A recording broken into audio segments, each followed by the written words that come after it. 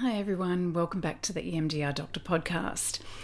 Now, I have been called many things in my time, some of them more complimentary than others, but something that I have been called often is a strong, independent woman. Now, on the surface, this sounds really great, but what if it isn't? Ever since I was a little girl, I've prided myself on my independence. I've been very happy working things out by myself, which I definitely still do. Nowadays, I love a good YouTube video on how to fix an ailing lemon tree, and I know that we all love a little bit of DIY. I would often rather do something myself rather than ask for help. And this applies to the little things as well as the big things in life. I have a reputation for being able to move any size piece of furniture with the aid of levers and dollies. I have moved house a couple of times by myself because it felt embarrassing or inconvenient to ask for anyone to help me. But I started to think about this a few years ago when a good friend told me that I was actually really difficult to help. And that really struck a chord with me, and I realised that not letting people help me meant that I was actually pushing them away. My hyperindependence was actually creating a barrier between me and a really good friendship. And since then, I've realised that people often do want to help, that they, like me, get a sense of pride and satisfaction from giving help, and me not allowing that was actually depriving them of something really valuable, as well as depriving myself from that help that I could have received. So what stops us from accepting help, and why is it important for us to be able to accept help? Independence in our society is really a prized thing. We're not encouraged to depend on others on a societal level. We glamorize the lone wolf. We don't live in villages anymore. We raise our children in the environment of families, but less in kind of the broader community. And our society is much more around the value of the individual rather than as a member of community. But the hyperindependence I'm talking about is more of a trauma response. It's not the societal norm. Whilst independence is desirable, past a certain point, it actually prevents people from accessing the help that they need, and it creates distance between that person and others, and it can cause really a crushing sense of loneliness. It contributes to burnout. It may hamper a career. Getting a reputation as being someone who doesn't work well with others, not a team player, so to speak, may well get in the way of promotions or moving forward in your career. So hyper-independence is a defense mechanism. It involves an excessive, self-imposed need for self-reliance, and it's driven by past experiences of neglect or betrayal or abuse, where relying on other people has led to pain or disappointment. It's a protective shield against getting hurt. If I don't ask for anything, then I won't get disappointed if it's not given, or if it's given and then used as a weapon against me, or if I am shamed for asking for help or shamed for being weak in needing help. Hyperindependence is an unwavering insistence on autonomy, or an unwillingness or an inability to depend on others. It's an intense discomfort when asking for or allowing others to help, even if we are in dire need. So a few different scenarios can cause hyperindependence. Maybe during childhood there was a lot of loss. Maybe parents or grandparents died or left the child through divorce or through illness. Maybe the child was fostered out or stayed with grandparents while parents were, say for example, battling with addiction. Maybe there was constant betrayal. Maybe dad never showed up to take the kids to the basketball like he promised, or forgot the birthdays, or spent all his time with his new family. So all of this can create a mistrust in people and an unwillingness to accept or anticipate or look forward to being helped by that person. And that transfers into later life. So maybe it's about being parentified. Maybe the child had to look after the parent. Maybe this taught the child that nobody is there for them and they can't rely on others. There's no help to be had. They are the person in charge. That child is the person in charge. The child is the person who's responsible for providing the help. These kind of traumatic events lead to some core beliefs of things like, everybody leaves me, I can't rely on people to be there, I'm not lovable, I don't matter to anyone, I can't trust people to be there for me, I can't trust people to help me. And this leads to the only person I can rely on is myself. I can only trust myself. If I want something done, I have to be the one to do it myself.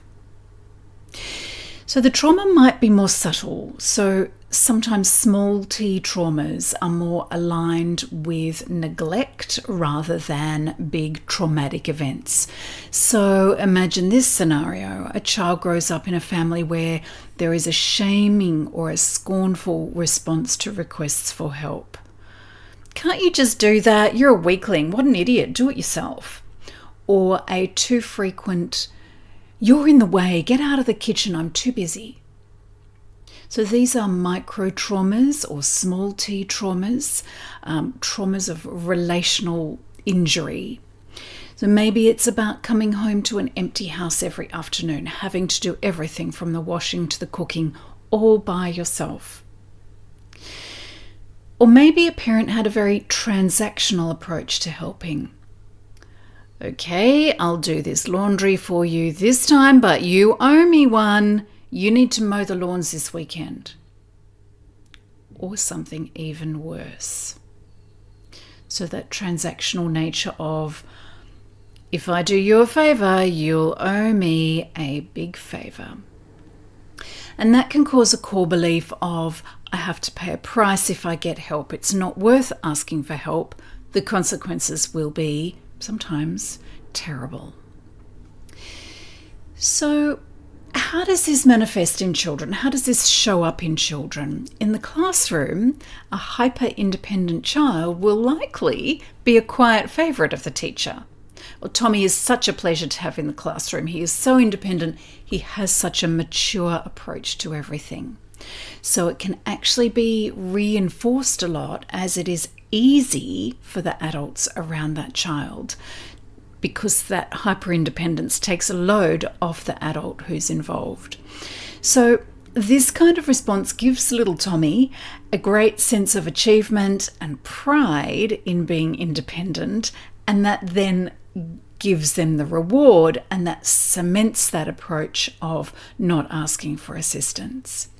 So if you hear this particular sentence said often about a child, oh, Tommy's 13 going on 30, that may indicate hyperindependence masquerading as maturity above what is normal and expected. If your motto is, if you want something done, do it yourself, or I don't need anyone, or I'm an island, this may well apply to you.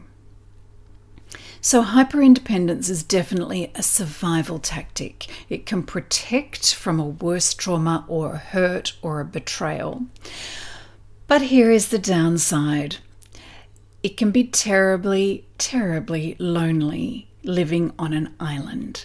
It can push people away. Friendships can be very difficult or just superficial. It can get in the way of trusting close relationships and partnerships. So what do we do about it?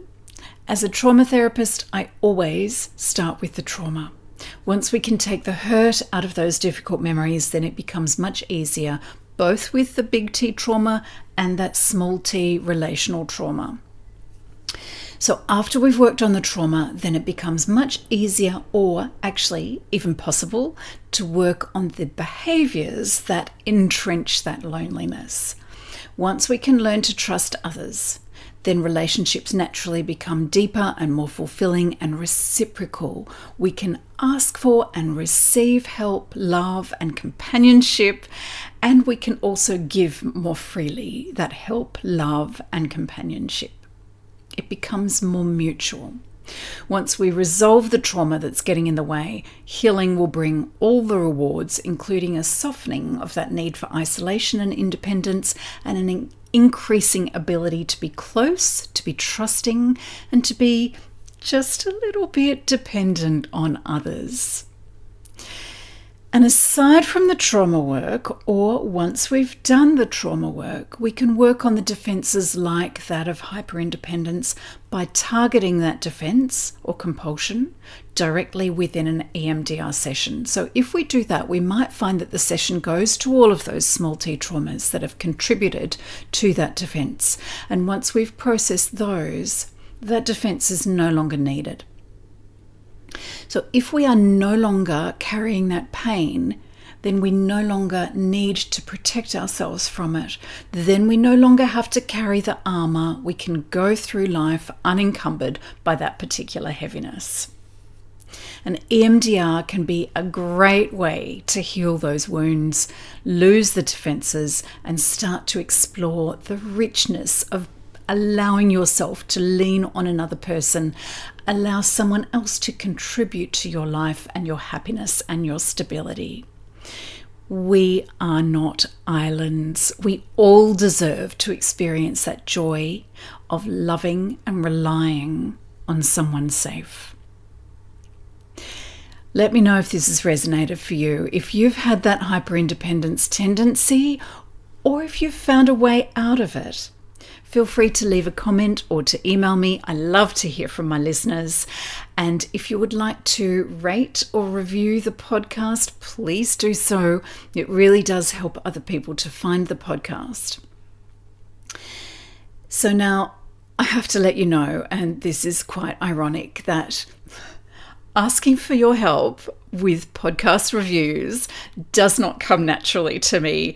It feels very, very uncomfortable. This is part of my own hyperindependence. So in asking for your help in reviewing the podcast or leaving a rating, just know that I am doing a little bit of behavioral therapy on myself too, making myself do that uncomfortable thing. And I'm hoping that eventually this will get a little bit easier for me too. So I hope this has been helpful to you. I will talk to you again next week. Take good care. Bye for now.